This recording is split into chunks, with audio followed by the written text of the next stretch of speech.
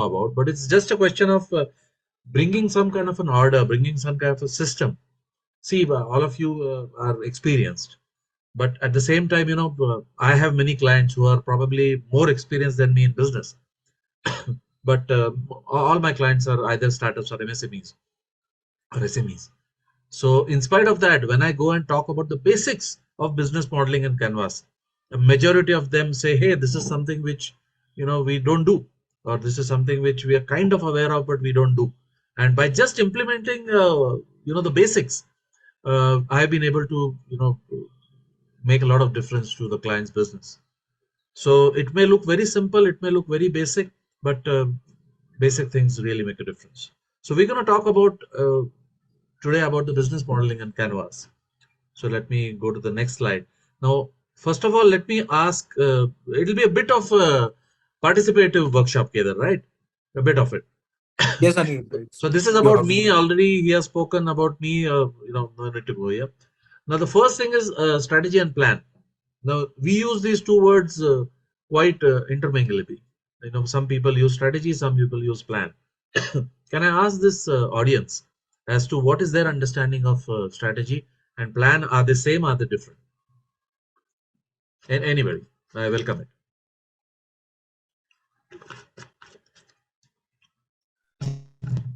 Any inputs from anybody as to what do they understand between by the word strategy or by the word plan?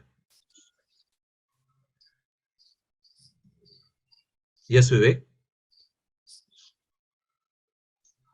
I think somebody's trying to unmute. Is it you're not allowed to unmute? Kedar, are people allowed to unmute? Yeah. They are allowed to unmute. Guys, I get the answer from even startups or students who don't have any idea about marketing or sales or business. I'm sure you guys have inputs, and it's okay. It's not a test. So It's just a Rajshekhar Patil ji just put the text in the chat box saying plan is detailed layout of implementing strategy. I think I can ask Mr. Rajshekhar to take over this workshop. He has answered it in absolutely correct way. He is probably so. First thing is strategy is what you want to achieve, and not exactly what you want to achieve, but how do you want to achieve that? So let's say I'll give you a very simple example. Let's say I want to become fit, and I define fitness as losing weight or building muscle mass. It could be either or both. Now that's my goal or that's my aim. Now you can liken it to any organizational goal you may have. It could be to increase your top line. It could be to cut your costs. It could be to acquire certain customers. It could be to have better productivity, better efficiency, lower better maintenance department. Whatever may be your organizational goal, it doesn't have to be necessarily business or sales. Right now we are talking of sales. So the goal and the overall high level strategy is how you're going to do it. So when I say that I wish to lose weight, my high level strategy is to diet or to do exercise. That's a high level strategy. Plan is how do I exactly intend to do it? Do I intend to walk? Do I intend to run? Do I intend to swim? How many kilometers do I intend to do it? Every day I intend to do it, or do I intend to do it once in a week? uh, who's the owner of that activity, whether I am the owner of everything or in a team there are multiple people who are owners, or how is it? And most important is that every plan must have a timeliness to it. It cannot be hame karna hai, hame dekhna hai, kal hoega, parso hoega. No, every single activity that we intend to achieve must have a timeline. Be a realistic, be practical. I'm not saying timeline means everything has to be done yesterday. No, what I'm trying to say is that you must have a vision. And this is one more thing I'll share with you. Most of my clients, they have meetings and then everybody says, you do this, you do this, you do this. Okay. Nobody asks the question that when am I expected to do it? Or nobody gives this, that boss, I need it by so and so. So 1 week later, everybody meets and you say, what happened? I'm not aware that you wanted it in this week. Or nobody follows up. And this may sound very ridiculous, but it happens every day. I watch it in my client's place. Somebody had a input. Take it, that will get created. Hello. Did somebody have an input? I think somebody just accidentally switched on their Not issue. So basically, Plan is what, so you take an organizational goal, you take a strategy, high level strategy, and then you have a plan for it. So at a very, very high level, we have just 30-35 minutes, so I'm just going to touch upon it. Every goal can and will have multiple strategies. Every strategy can and will have multiple action plans. Every action plan can and will have multiple owners with multiple timelines. So it's a fan which spreads out. So a single goal will have probably 10 to 12 activities which will be probably owned by different people in the system and with different timelines. Some could be periodic activities, some could be one-time activities, some could be linear, that unless I do a certain activity, the second activity doesn't happen. Some could be parallel. So whether you use the CPM or PERT method, if any of you guys have learned it during engineering, it works both ways. You could do it in parallel, you could do it in linear, and there are n number of ways to do it. But that is the way in which any business goal can be achieved. Any personal goal can also be achieved. Any business goal can also be achieved. And this is the template on which I have been working for the last 25-30 years. I've been fortunate that one of my earliest bosses kind of brought me onto this concept, and I must share that I personally, along with my organizations and my clients, have seen remarkable success when we are able to break up a vision or a goal or an objective into actual activities which somebody can do. A very simple example is, you ask a sales team, what is your plan for next quarter? And one of the most common thing is, sir, we want to increase the funnel from X to Y. That is our plan. That's not a plan. That's a vision. That's a vision, that the funnel, or means the prospect base, or the number of people who are inquiring about your products. Today, if it is, let's say, 20 crores and you want to increase it to 30 crores or 40 crores, that's not a plan. That's not an activity. That's a vision of an outcome. Now, that's probably a part of a strategy, you can say. The plan is, I am going to increase my daily calls from 5 calls a day to 8 calls a day. I am going to focus on these 4 verticals in the next quarter. I am going to, ensure that I do 10 number of presentations every month. These are plans. And, you may have seen me using the word week, month, day, and I. So every strategy can be broken up into plans, activities, which are verbs, which will have a owner, which will have a timeline, and which will be, smart, specific, measurable, realistic, achievable, and time bound, or relevant, whatever people use are as realistic or relevant. So that's the strategy and plan part of it. So that's the first and the most important tool that I have seen global organizations, successful organizations, and the people who are really trying to make a change use it. And I can assure you that it works. It works in India. It works in the smallest of organizations. I have seen it in 3 and 4-person companies also making a significant change. Okay. The next point is, we talk about business model canvas. After that, based on time, we will see whether we can talk about the products and service of customers and revenue streams or unit economics, because this is more important that we talk about this. Okay. Now, what are the most successful business models today? Now, I'm going to, now what does a business model mean? A business model means actually the way in which the business is being conducted. And there is nothing called a right model or the wrong model. There is no right model or the wrong model. These are various models, and each one of them have their own outcomes, and each one of them have their own way of doing it. So don't feel that if you're in a certain model, it's a good model, a bad model. No, every model is good or bad based on the kind of business you are. The point of understanding the business model is, you can then learn from the industry. There is a huge knowledge repository available about business models, that if you are in a subscription business model, this is how over the last 10-15 years companies have successfully used the subscription business model to do business. These are the pitfalls that you should avoid in the subscription business model. These are the opportunities for growth in a subscription business model, and the same for all of these models. So the point of understanding these models is trying to find out which is your company's model, or if you are in the stage of deciding the model, even taking a call as to what should be your model. Again, doesn't mean that a single company has only one single business model. No, there are many instances when many large and small organizations have multiple business models for different product lines, or for different customer segments, or for different markets. The same company can have a different business model in India, and have a different business model in Southeast Asia. the same company, same products, but you could have different because the way the market is. So these are the more popular ones currently. This is not an exhaustive list, but probably this is about 80% of or 90% of the business models with this. So first is, guys, I really request you, to participate, because I've just come from a from a panel moderation at PCSIC, and my throat is also not too good. So and the session becomes interesting if there is interaction. Otherwise, I feel like a professor.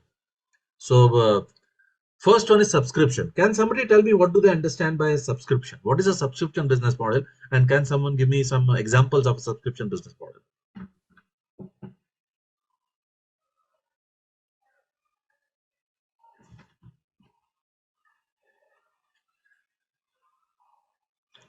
Hello?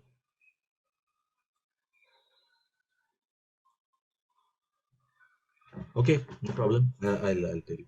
Subscription models is something like a Netflix or like a Microsoft 360, So where there are some chat messages in the chat box, Anirudha.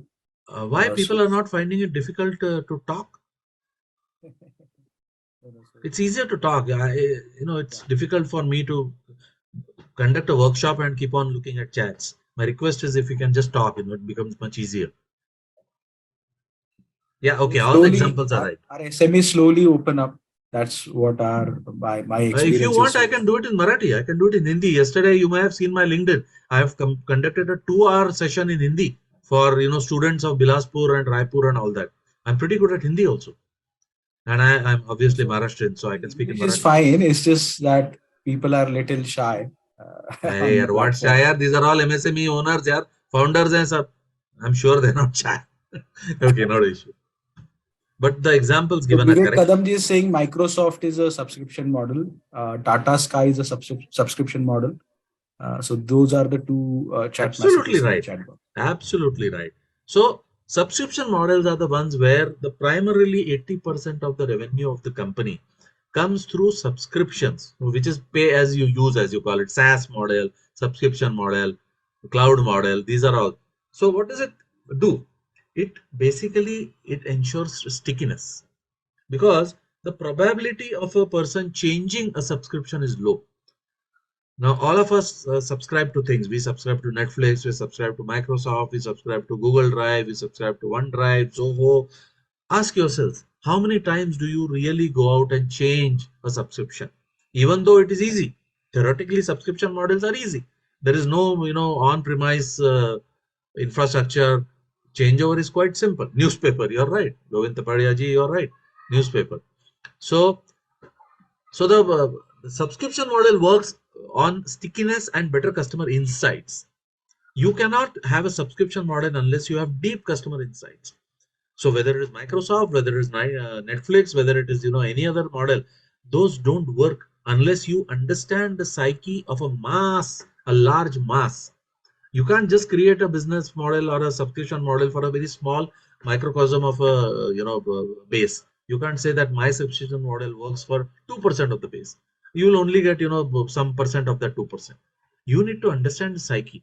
You need to understand how does the mass buyer or your customer thinks. That's how the subscription model works. Okay, the next one is platform. Can you give me some examples of platform business models?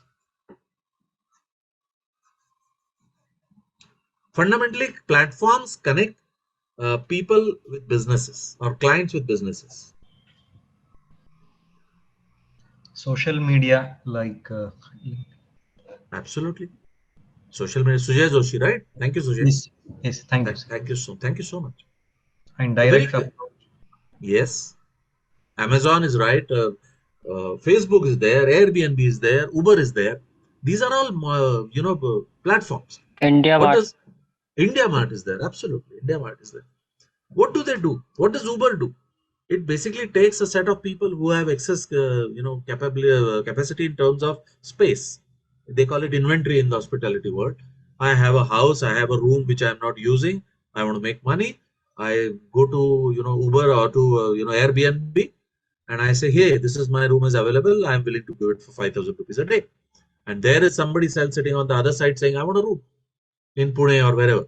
And he looks at my room and he says, yeah, it's a better deal than a hotel. And he says, okay. So platform business models are the ones which connect customers to, you know, clients. Now the strength of, or the one of the main things which define platform business models is scalability. It's very easy to scale. Mostly it's quite difficult to scale. See, one of the problems which I advise a lot of my customers or startups are, is scaling. It's a good problem to have when you have, the market is booming and you just don't know how to cope up with it. The other problem is you want to grow, but the market is not growing. That's another problem. But the bigger problem is that the market is booming and you just don't know how to, tackle it, how to address that demand. That's where platform models come into use, because it becomes relatively easy to scale up. So whether it is Uber, whether it is Oyo, it becomes, you just, take on a few more hotels and suddenly your inventory grows by 500 rooms or so on and so forth.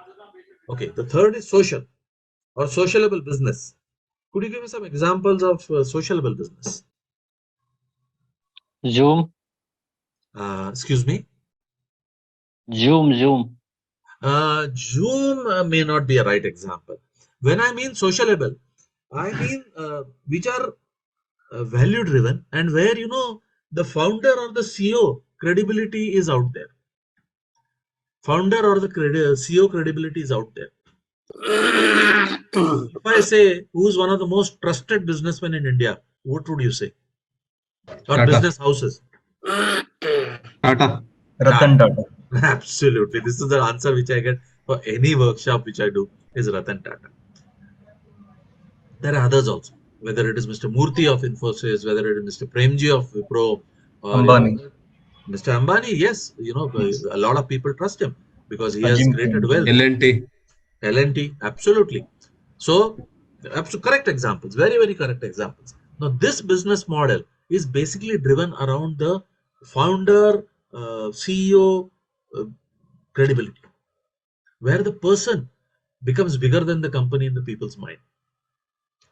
Ratan Tata has become so big that, people say that if it is a Tata enterprise, then you can trust it.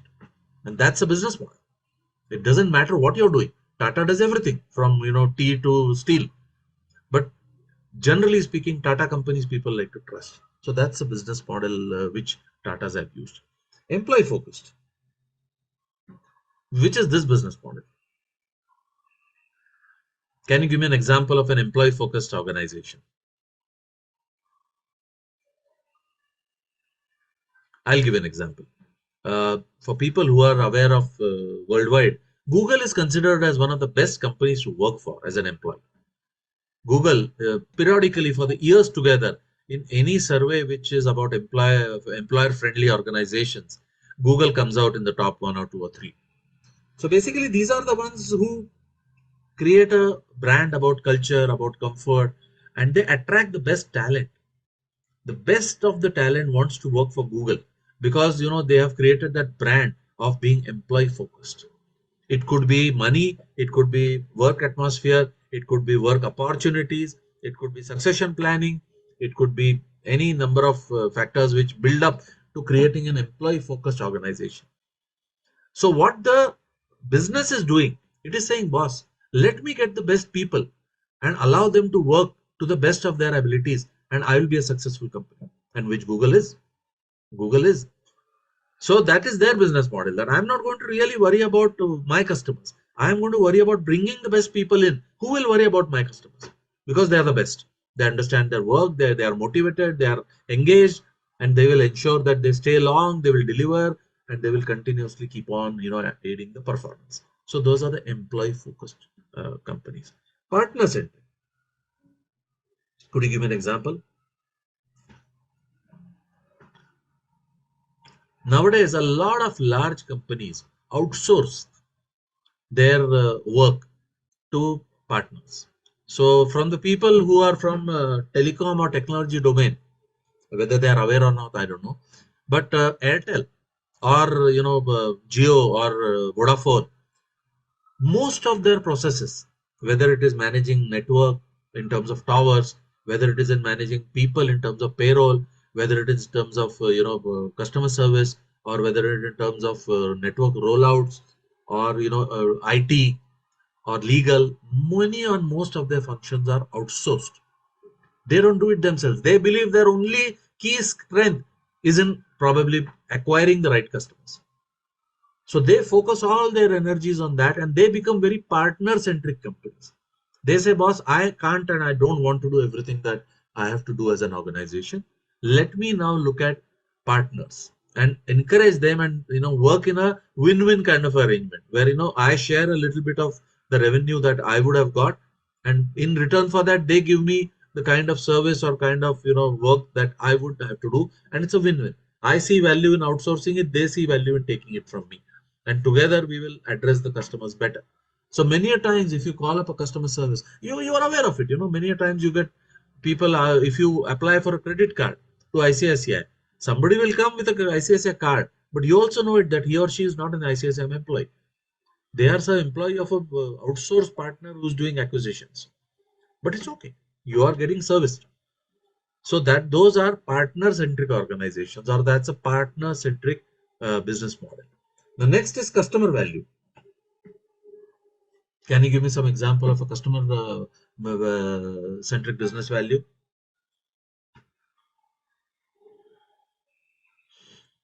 Which companies you think have in the recent past, you believe that they are really valuable?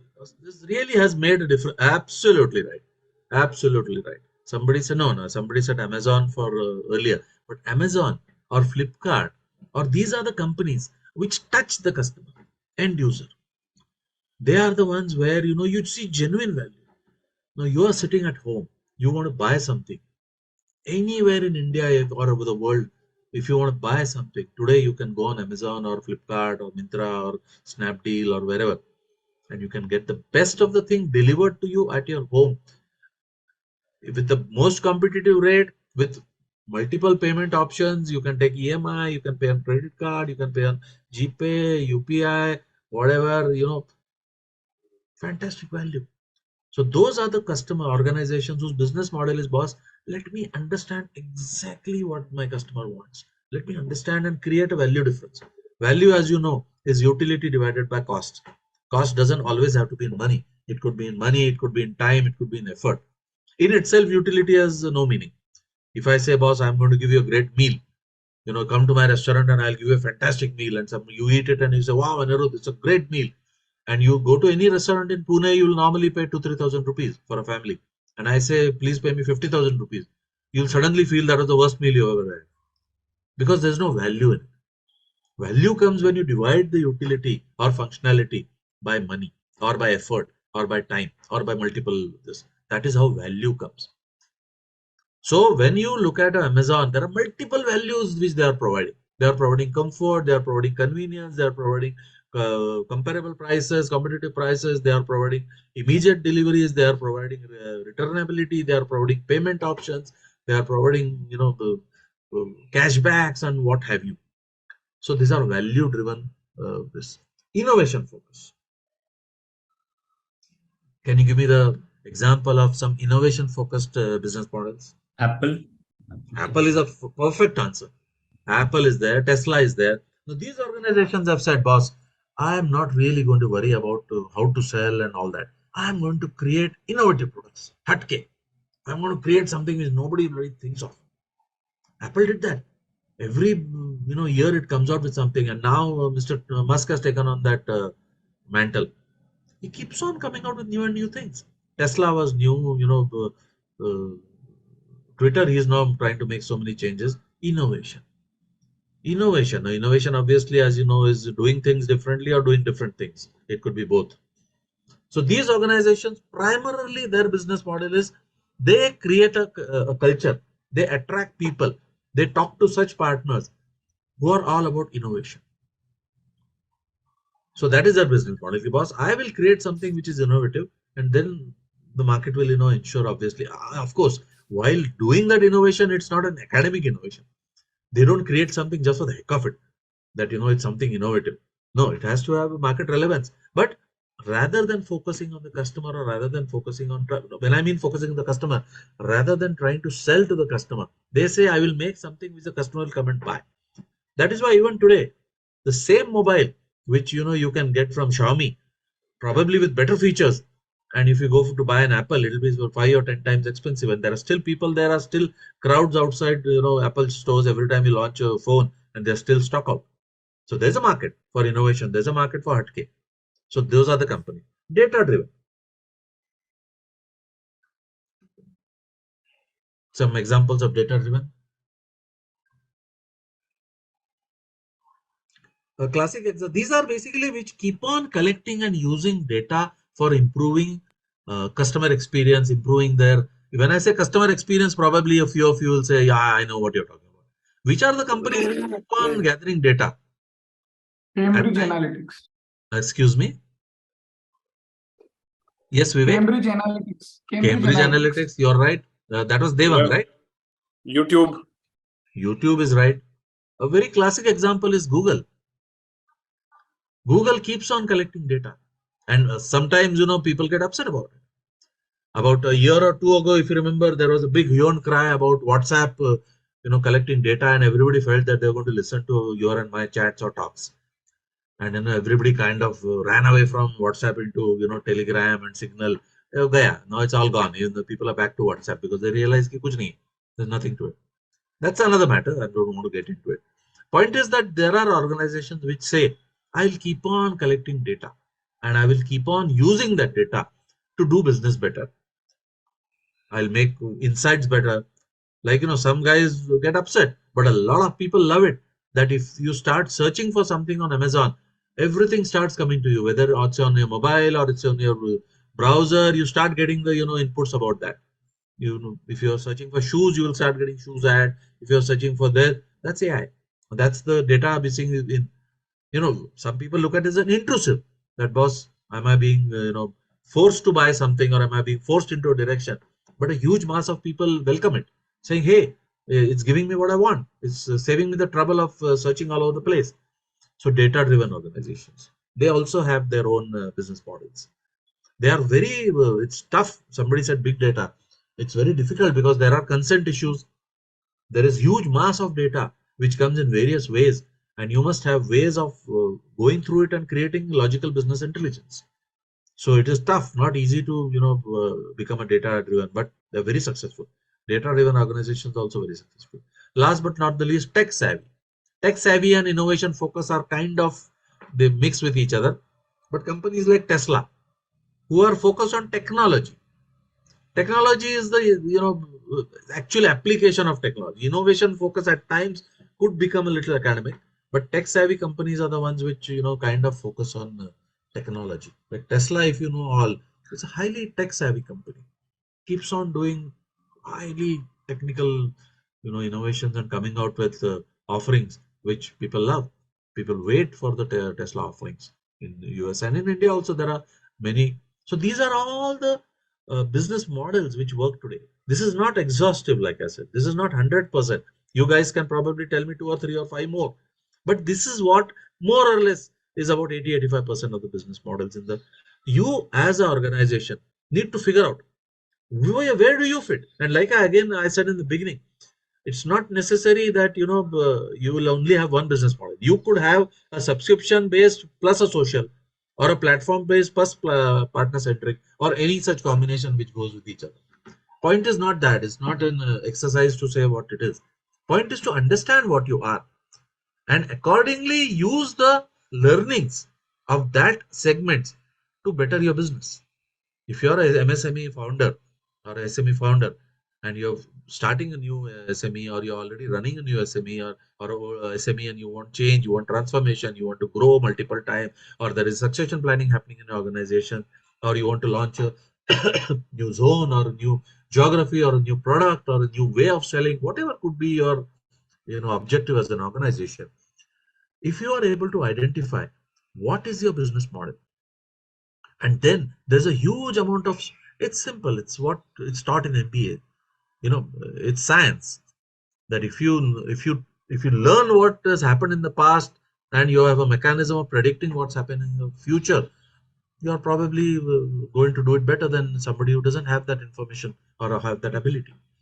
So this is a very useful tool. Think about it. When you all go back, think about it, that where do your businesses fall? And if they don't fall in any of this, think about what could be that business model. Because like I said, there are some business models which I may not have captured here. This is predominantly what happens. This is one of the strongest tools. The first and the second is one of the strongest tools that a businessman or SME founder or a consultant can use to drive change. So you can define your organizational goals, you can identify where you are, you can plan for change, you can monitor that change to ensure that you get your desired outcomes. Kedar, how much is the time available to us? You can continue for another 10 or 15 minutes, Anirudha. Fine, great. So let me go on to the next one now. Okay, now what is a business model canvas? This is actually good that we have that 10 minutes. Now these all activities, or these are all the blocks which one should ask a question and one should look at it and define one's strategy, plan, activities around. If you are able to do it for all of this, you got it sorted. Your business kind of will happen the way you want it to happen. This may sound, all of them may sound very simple, very there. What's about customer segment?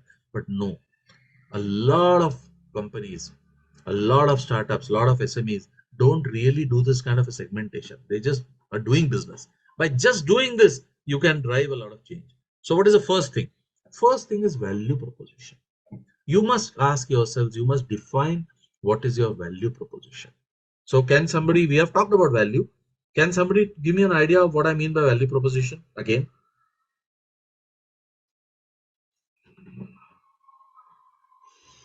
Why would customers come to us? Absolutely right, Nikhil. Absolutely right. So value proposition is can be defined as what are you building for whom, or why should customers come to us? I have seen that there are three whys. If you ask yourself, you are kind of going to define your value proposition. The first is why this. When I mean why this, what I mean by why this is that whatever you're trying to make, whether it's a product or a service, if you're making a a shoe, or you're making a toothpaste, or you're making a industrial product, or you're doing some customer service or some consulting, whatever could be your offering, you need to ask yourself, why does the customer want what you're making? You must be able to answer that question. And if you're not, think about it. Why does a customer need toothpaste? Why does a customer need this chuck or this jig or this resistor or this test, whatever it is? Why does he need it? It's the first question you need to ask yourself. Second question is why now? Yeah, he needs it. Why now? Like, do I need a retirement house? Yes, I need a retirement house, but I'm not yet retired. I don't need it now. So if somebody says, Anirudha, I have a retirement home to sell, I'll say, okay, meet me after 10 years. I'll talk to you about it that time. So yes, do I need a retirement home? Yes. Do I need it now? No. So ask yourself, why now? Why should a customer want whatever you're selling now? When I say now, I mean the current. It could be based on your sales chain. It could be today, it could be tomorrow, it could be 3 months, it could be 6 months, based on whatever is your lead time to close a deal. And the third question you have to ask yourself when you're talking about value proposition is, why me? Why should the customer buy from me?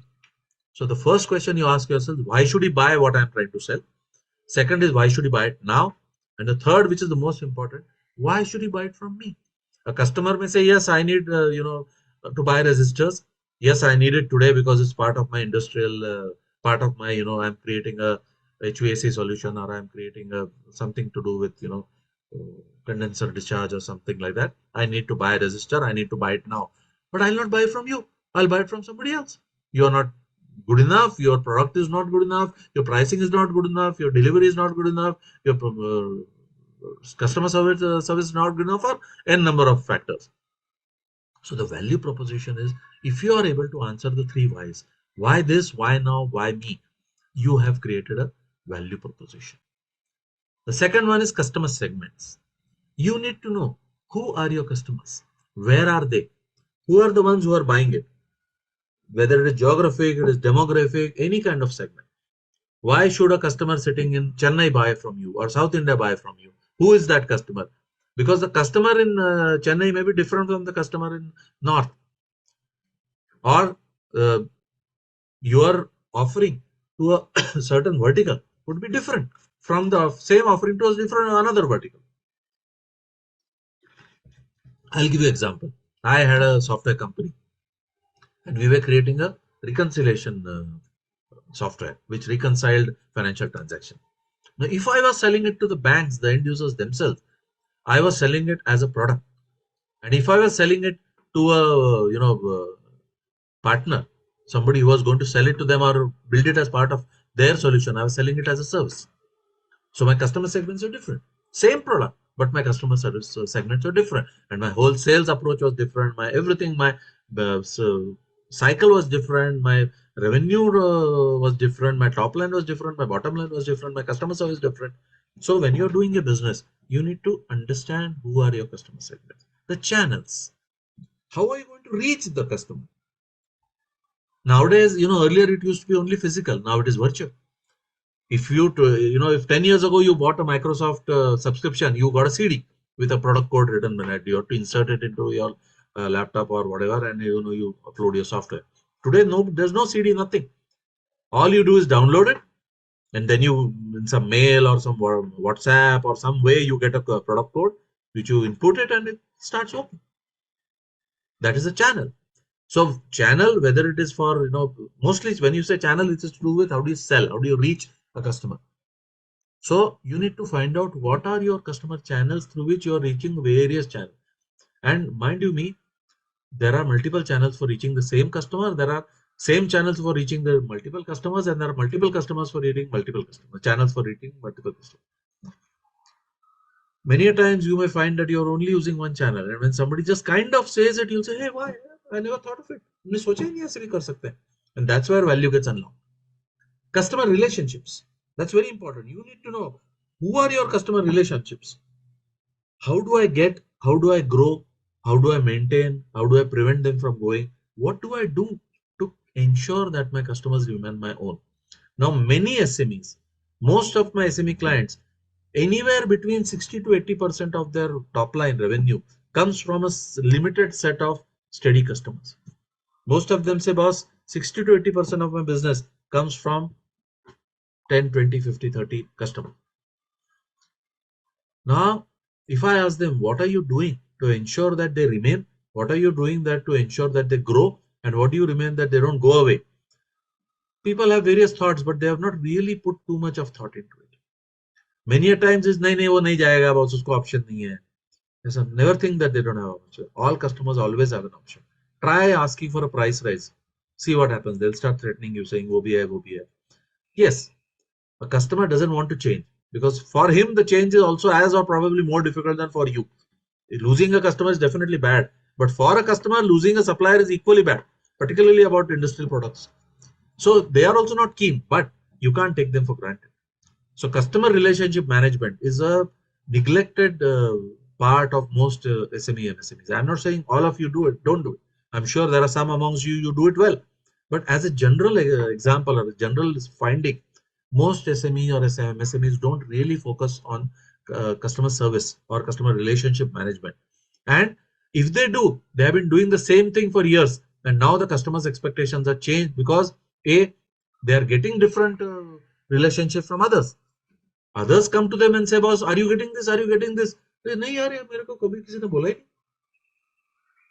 So then they start asking, your boss, yaar, I've been giving you business for 15 years. You never thought of doing this for me. And then you say, nahi, sir, karenge na. That is reactive. You gotta be proactive. If it is reactive and मैंने बोला इसलिए आपने किया. No. I will come to you and say, sir, this is something new I want to do for you. Revenue streams. As simple as that. You need to know where all is the money flowing from.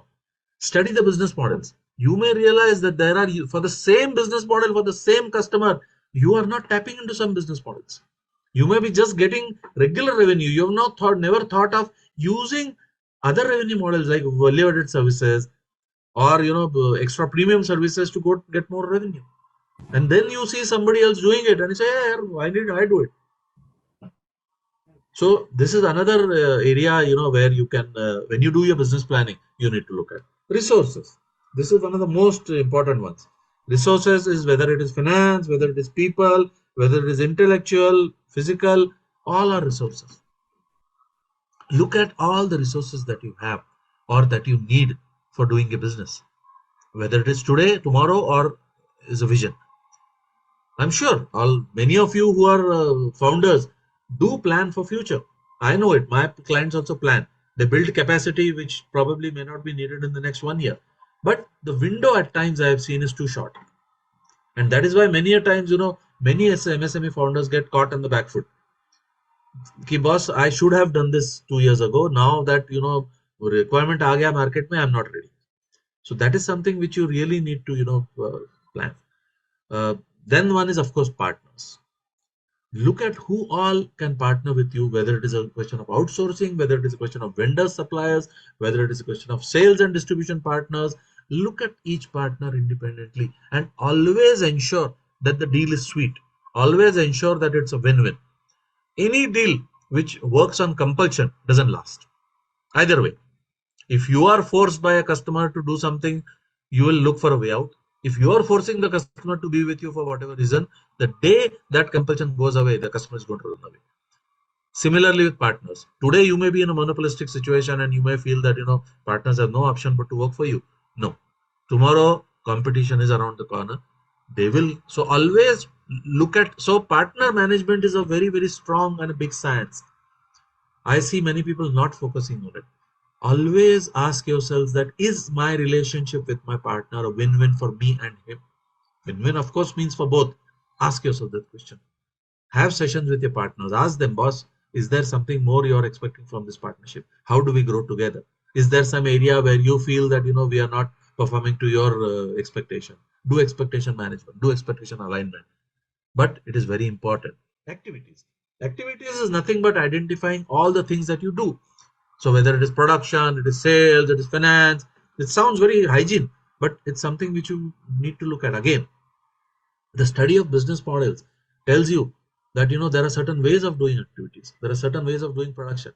See, one of the things which many MSME founders share with me is that many of them are first-time founders who have probably just after graduation or just after whatever started their own business, and they have never worked in a professional company. About 80% of the founders that I advise in MSME are the ones who have, after engineering or after graduation or after whatever, have directly created their companies and they have come big. Somebody has made a 20 crore company, somebody made a 50 crore company. But today, most of them feel, boss, I just don't know how other companies, successful companies work in terms of professional systems, in terms of processes. I have no idea because I have never worked. Look out. There are advisors out there are consultants out there are forums out there are workshops out there. Go out there, check out what are the ways of doing. You may realize that you will unlock a lot of value. You'll unlock a lot of value in terms of increasing your business, in cutting your cost, managing people, managing customers. There are n ways in which there are great, of course, many production oriented people will know lean hai, six sigma hai, pokayok hai, yy. These are all the studies, and the benefits of using these studies. Similarly, there are so many other systems or processes or tools or approaches which you can apply across various departments or various functions. So when you're doing your business planning, look at that also. Second last is costs. Obviously, cost, like I said, it is not just question of cost in terms of rupees, cost in terms of effort, cost in terms of time, cost in terms of nuisance, cost in terms of lost opportunity. Ask yourselves this question. What all are my costs when I'm trying to do business? Across departments, across roles, across people, across partners, you will unlock a lot of costs which can be controlled, which can be mitigated. It will add tremendous value. And the last but not the least is competition. So we are coming to the end of the very crisp thing. So competition. Normally, when I use the word competition, people, let me ask this forum, a very quick question. What is competition? What is competition? Can somebody answer?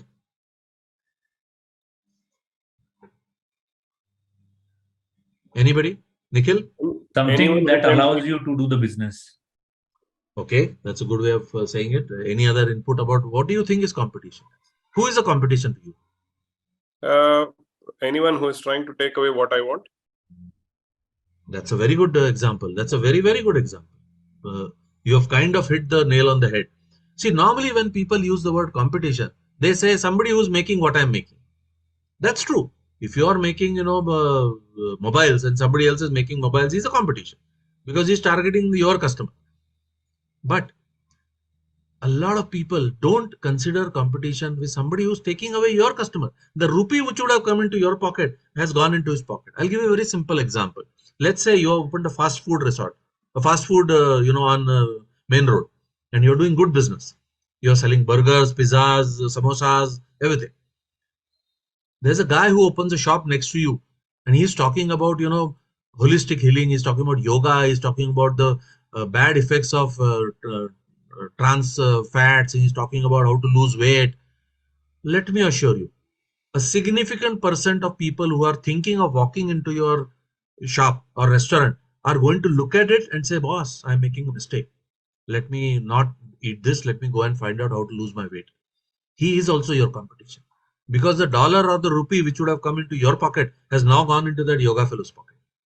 He's not doing what you're doing. He is not selling pizzas. He's selling yoga.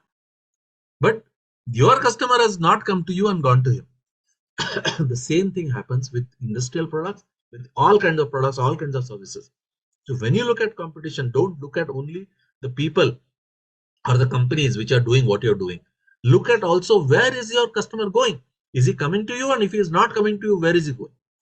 There are some people who take them away from you and take them into their fold. There are some people who just take them away from you.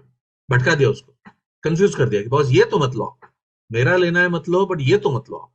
And they are not doing what you are doing. Not that they have an agenda against you. They are not your enemies. They are doing their own business. So competition is very, very important when you do business model canvas. Now, this was basically a kind of an introduction workshop because 35-40 minutes is just too less. But this should give you an idea as to what all and you can consider when you're doing a plan. To put it very simply, decide on a goal, decide on a strategy, know your business model, study those business models, use the business model canvas to kind of separate all the things that you're going to be doing a strategy and plan over, and then break it down into activities which will have owners, which will have timelines, which will be smart, and the probability of you achieving your business goals, whether it is quantitative, qualitative, business, customer service, or any way, will be very high. Thank you. Thank you, Anirudha. Yeah, thank you, Anirudha. Do you want to spend like 2 minutes on the remaining slides and I can, but I can. Okay. So one more thing which you need to know whether you are a product or a service. Now lately it's become confusing. Earlier product was tangible. Something you held in your hand was product, and something you could not hold in your hand was service. But today people talk of software products.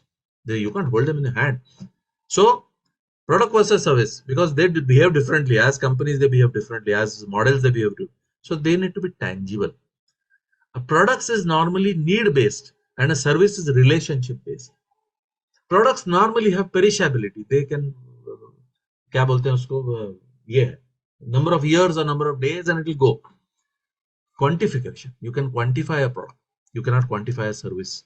Inseparability. You can separate the product from the manufacturer. I make a shoe, I sell it to you. It's separate. My shoe is my product. I'm not related to it. But service has to be with the service provider. Service in itself cannot be provided. So customer service is inseparability is not there. Quality. Again, for a product, quality is very easily measurable. For service, it is highly subjective. So if you are in a service domain, you need to set the expectations of the client as to how to evaluate it. Because it's very easy to say bekar service income. What is service? What is bekar? Define it. Make it easy for the customer to rate you on A, B, C, D parameters. And then that customer will realize, hey, it's good. It's not that bad. Otherwise, it's very simple. 10 good things you do, one bad thing happens. Bekar hai ye company. Faltu hai. And you lose your reputation. So it's very important. And returnability. It's easy to return products. It's impossible to return service. Only, revenge is something which can be returned. Okay, मैं तुम्हें देख लूंगा. That can't be a business strategy. Types of customers, I think not much to talk about here. You need to know who's your customer, whether it's a B2B. So you are selling it to somebody who's eventually selling it to a end client. Most industrial organizations are B2B. B2C is when you're directly selling to customers. B2B2C is a slightly complex model. A very classic example is all your fast food outlets. So if you go to a Pizza Hut or you go to a McDonald's or you go to a KFC, you will find they are selling Coke, Pepsi as part of it. They are different companies. Now Coke or Pepsi have bought most of this company, but at one point of time they're different. So they influence. Coke and Pepsi also used to be worried about the customer who used to come into a Subway or a KFC or a Pizza, and they work together to acquire. So that is a B2B2C model. B2G is some old slides just talking about business to government. That's nothing much. The types of revenue that you need to know, whether it is a recurring revenue. Do you get it every month, every day, every week, whatever? Is it a transaction based that you do something and then you get paid and that's about it? Is it a project based that there's a whole project, or is it a service? Again, most complex products or offerings may have a mix of all of this, and different revenue streams behave differently. There are different top lines, different EBITDAs, different value adds for different revenue stream. And this is very important because a lot of times people don't realize how much do I invest into creating a revenue stream, and they end up, and this has happened with so many clients where after years of doing business, they have done a kind of a cost analysis and they've realized, hey, I'm losing money in this revenue stream. Just because I'm making a lot of money in the other revenue stream, overall I'm profitable, but I never realized that I'm losing revenue in this money in this revenue stream. And once they realize, then they take a call whether to how to increase it, how to stop it, how to prevent it, whatever. You need to take a decision when things are not going right. So that's as far as the revenue stream goes. Kedar, I'll drop the cost one. It's too big, it's too complex. It will take a lot of time. Yeah, sure. Yeah. So that's Thank it. you so. Thank you so much, Anirudha, for this wonderful session. I'll now open the session for Q&A. Participants, please feel free to unmute yourself. If you have any questions, please unmute yourself and ask the question directly to Anirudha. You can put it in chat box, but I think unmuting yourself is much more easier and asking the question directly to Anirudha. Yes. Please do. So the import-export business will go into partner-centric, or the which business model it will fit into? Depends on how you're doing your business. See, import-export as a segment doesn't necessarily go into a business model, because there are various ways you could do it as a partner-centric model. Normally, you're right. When you talk of import-export, you depend on a lot of partners. You depend on people who do clearance. You do people who do shipping. So you're right. To some extent, import-export is about being a partner business, partner focus, partner-centric. But I know a very innovative import-export guy who is doing something in import-export, but doing it in a very innovative manner. He says, "बहुत ये तो regular तो होता ही है, वो तो सब कर रहे हैं, मैं क्या फर्क पड़ता है? There are 1000 people out there who are doing import-export, but मैं इतना innovation में कर रहा हूँ कि मेरे पीछे लोग आएंगे." So it depends on how are you doing business. But yes, generally speaking, import-export would go as a partner sector. If somebody is selling on, say, eBay or international e-commerce platform, then it will be platform based, right? It should be platform based. You're right.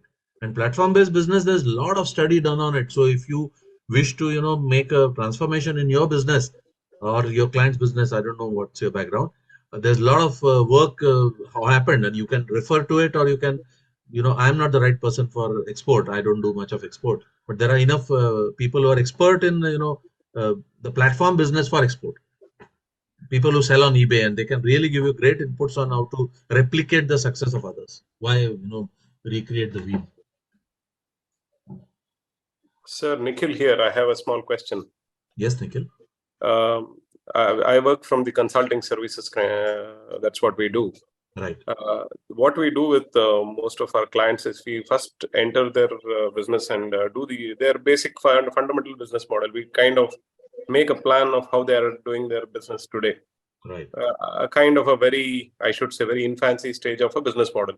Right. And from there, we pick up, we try to understand the company through various means.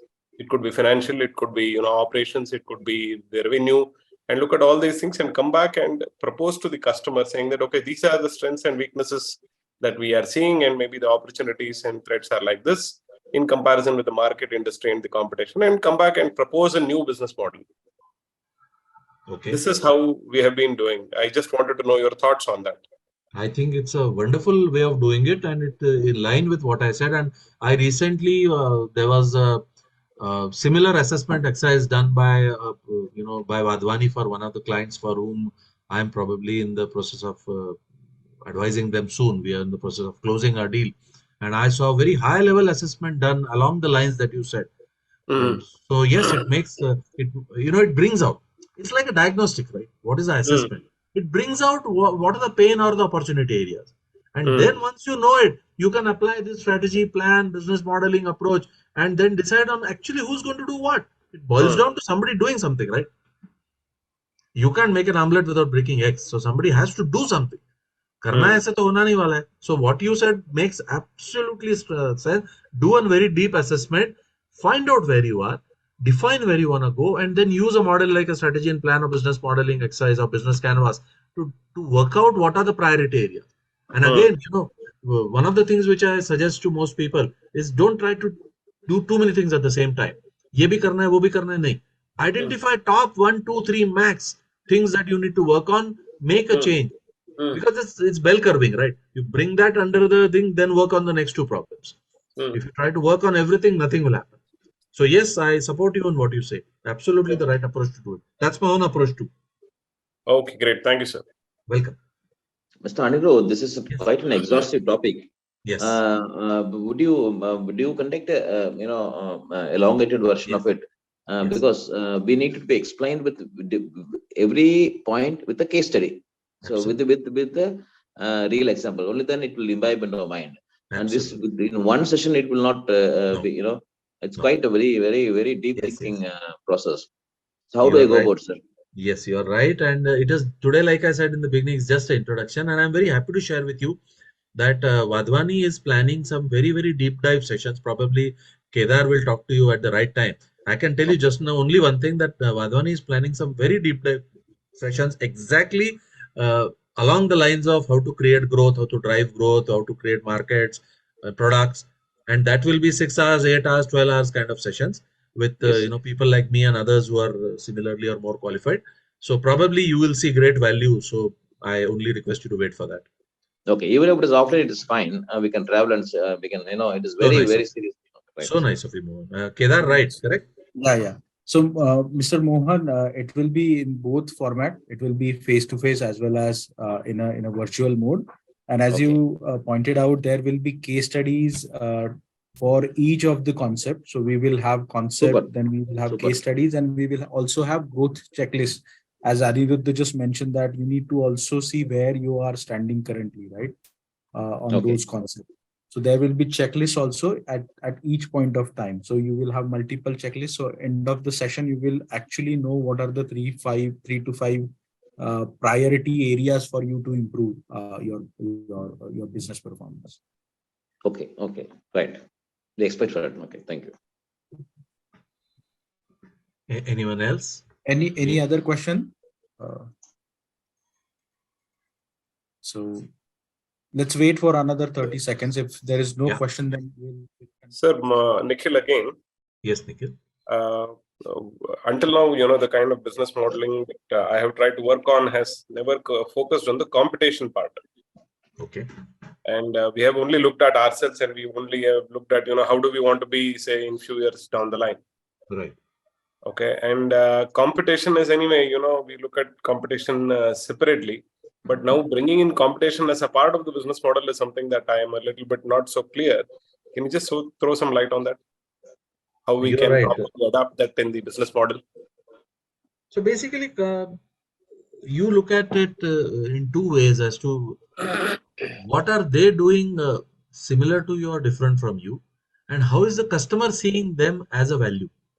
Is an analysis you can do. When you have... Yes. So do you suggest that we make a business model on their behalf? Like what could be their business model? Is that No, you don't do that. What you do is, when you are making a business model, you find out who are the top 2 or 3 customer competitors that you are facing in the market or you are likely to face.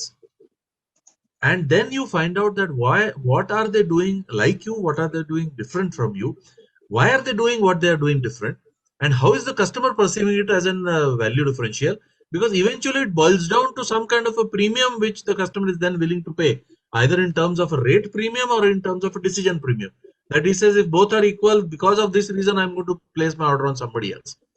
So you need to understand as to what premium or what value perception the customer is having by seeing what extra the client, the competitor is giving. So the value proposition is the only comparison that we can do. That there are many other things, but my suggestion is that at times what happens is that organizations become very competition phobic. Then they start doing everything around competition and they lose confidence and motivation. So it's a fine edge to walk. You need to look at competition, but you don't look at it so much that your salespeople start feeling demotivated. So if you are able to work out a value statement differential, that's adequate for most of the work. But in case if I'm comparing with the competition, when I primarily talk from the business model context, it's primarily on the value proposition. It is primarily on the value proposition. Okay, sir. Thank you. Welcome. So there's one question from. Yes, please. There's one question from Rajshekhar Patil. How Yes, you sir. can make competition irrelevant?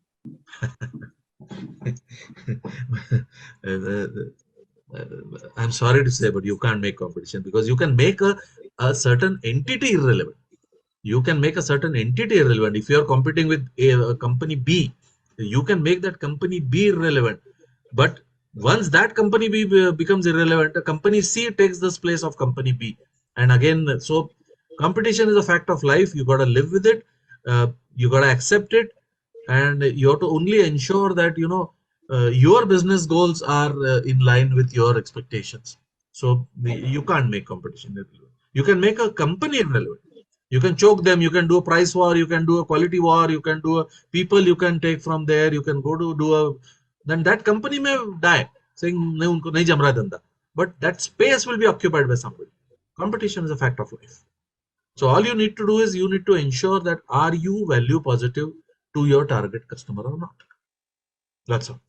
That's your perpetual, like from what Nikhil also said. You should always also ensure that am I value positive to my target customer? The why now, why this, why now, and why me answer will give an answer to how to make the competition irrelevant. Tell me one company which has made competition irrelevant, yeah? In the world in the last 2000 years, which company has made competition irrelevant? Google. Google has not made it irrelevant. Microsoft is a very strong competition to Google. Microsoft is a very strong competition and it's eating into Google turf. You may look at Google as a search engine, but Google's 99% business doesn't come from search engine. It comes from the business solutions, all around sharing and documents and everything. And then Microsoft is giving a very tough fight to them. In some areas, they're winning. So, looking at the questions coming, It's a good question, but I like this question. I really like it. Made me think also. Looking at the questions coming, I can clearly see this was a very insightful and invoking session. So lots of thought-provoking session. So I'm sure the people, the audience will go back home and they will still keep thinking on the pointers that you gave in the session, the key questions that at every stage you need to answer to come up with the business model or business strategy or business plan, right? So I'm sure everybody will take that home with them and try to see where they stand today in terms of all these pointers that you gave.